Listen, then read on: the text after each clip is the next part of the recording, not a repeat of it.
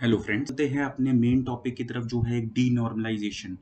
तो denormalisation actual में है क्या, उसे समझने के लिए हम एक बार अपने पॉइंटर्स देख लेते हैं। पॉइंटर्स में सबसे पहले आ रहा है डीनॉर्मलाइजेशन एक ऑप्टिमाइजेशन टेक्निक है।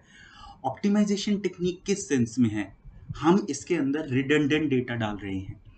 रिडंडेंट डेटा किस लिए डाल रहे हैं? ताकि रीडिंग ऑफ डेटा फास्ट हो जाए एंड जो हमारे जॉइंस लगने में जो हमारा प्रोसेसिंग टाइम वेस्ट होता है, जॉइन लगाने में दो टेबल्स के बीच में जो हमारा प्रोसेसिंग टाइम वेस्ट होता है, उस टाइम को हम यूज़ कर सकें, उस टाइम को रिड्यूस कर सकें और हमारा डेटा जो है वो इजीली एंड यूज़र को in the form of reports, dashboards easily render हो सके, इजीली डिस्प्ले हो सके।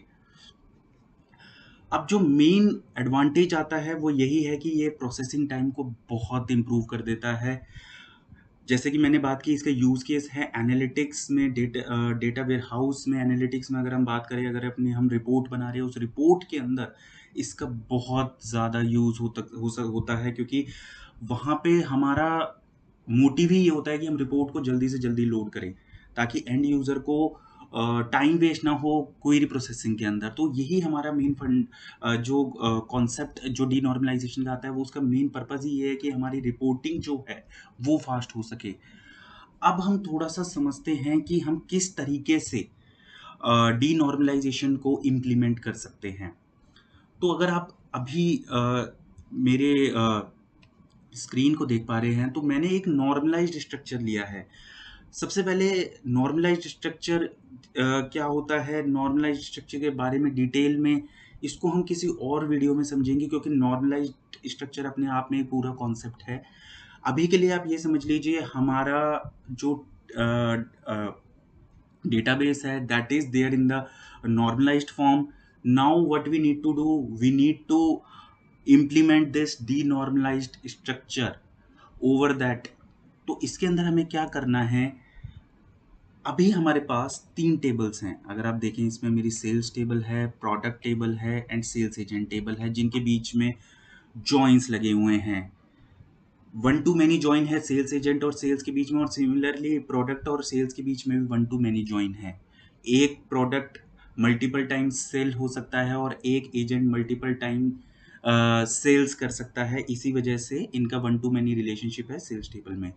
अब अगर हमारे को कोई रिपोर्ट बनानी है जिसमें ये देखना है कि कौन सा एजेंट कितनी सेल करता है या कौन सा प्रोडक्ट कितनी बार सेल हुआ, इस टाइप की रिपोर्ट अगर हमें बनानी है विद नॉर्मलाइज्ड स्ट्रक्चर, तो वो बहुत ही टाइम कंज्यूमिंग होगा।